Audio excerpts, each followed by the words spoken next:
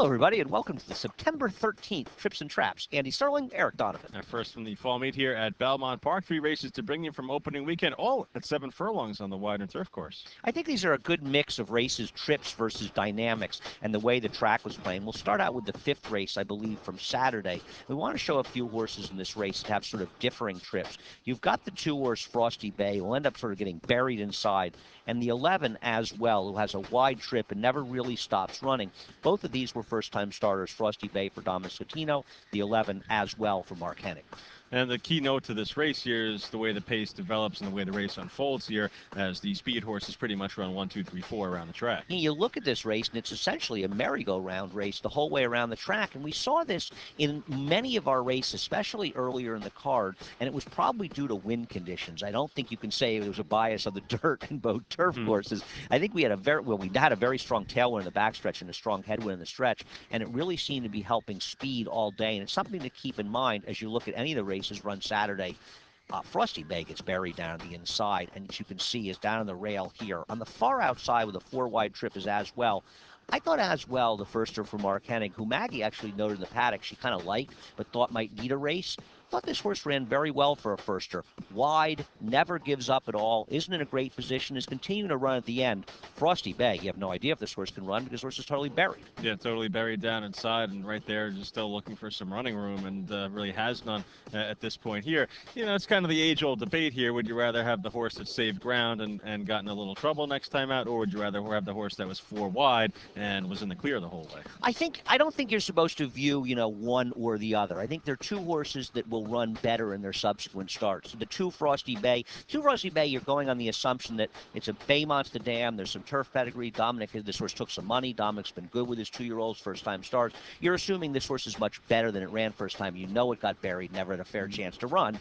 My feeling with As Well is I thought the horse ran very well, chasing on the outside, a horse that might have needed a race, a little bit against the dynamics. I think they're two separate horses, both of which are interesting next time they run. And I think both of which will probably be fair prices, too. I totally agree. They're not exactly, I don't think their connection is going to take a ton of money. They don't have sexy-looking running lines. They're not going to show trouble lines. All you'll get with the 11 is a wide trip. The other one on the rail, I don't think anybody's going to think too much of that horse. Maybe we can make money with both of them. Now let's advance to race number 7, a maiden special weight for New York breds, 3-year-olds, and up this time going 7 on the turf. And just a curious situation with a horse, the 4 River Tune, who breaks okay in here and gets in good position. And this is a horse who had a lot of speed down at Delaware in his last start, his first turf start, gets in position here with Javier Castellano, and for whatever reason, Javier decides to basically sort of drop back and take him out of the race. Maybe he just didn't want to get embroiled in what seemed like a contentious pace, but it wasn't that contentious, Eric.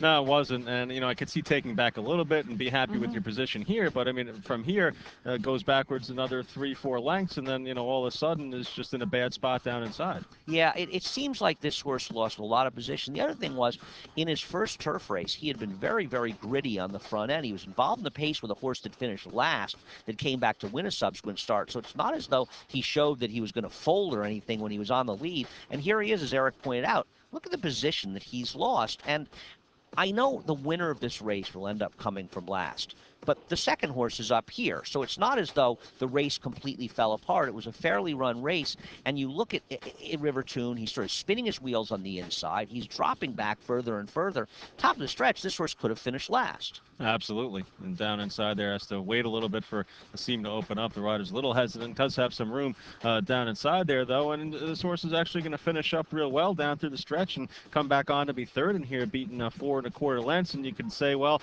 the losing of the position down the backstretch and on the turn could equal the 4 1/4 lengths that he lost by here. Perhaps he could have won. I think he could have won. I think he very easily could have won this race. The other thing is, he's probably a horse who's happier running on the front end. And you see him running towards the end, and maybe it was somewhat of a function of the other horses stopping. But in the gallop out, he runs right by these horses virtually yards after the wire. River Tune, to me, may have just been sort of bad judgment that took him a little bit out of the race. River Tune gets one of these races. I think they should use his speed as a weapon, as the MIG likes to say.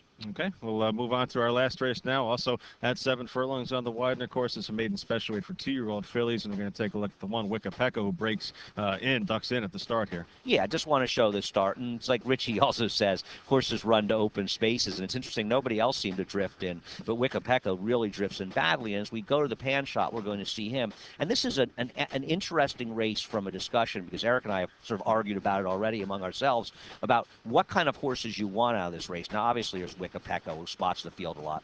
Here's the favorite, Jane of All Trades, who ends up running third. And you've also got this 10 horse out here, Blazing Whip, a horse who chases wide.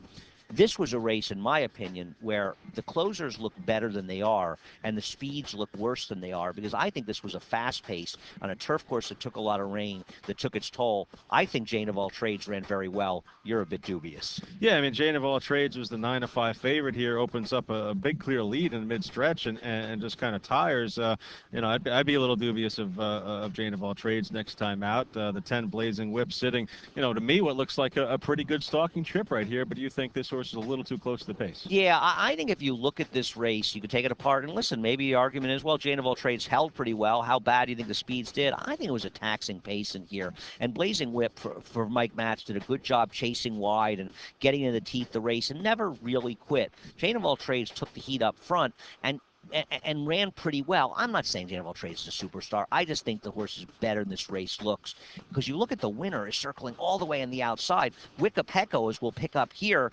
is the one. That horse makes a big run. Jane of All Trades, Blazing Whip. I'd be inclined to want horses that were closer to the pace in this race and think that the closers ran better than they looked. But Wicca did run pretty well, especially considering the early trouble. Yeah, she started off at 5.5 furlongs first time out, showed some speed in that race, didn't get to show her speed because she ducked in at the start of this race and was able to close going 7 furlongs. So I think that's a good second race for Wicca. And hey, you know what, Jane of All Trades, maybe you're right. Maybe she's a little bit better than she looks after this race.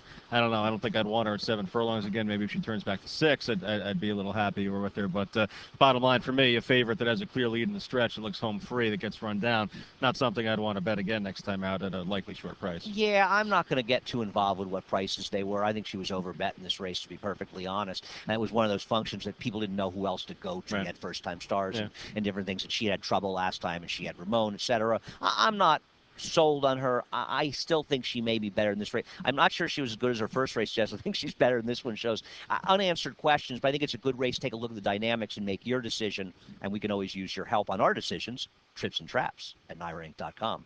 Thanks for watching.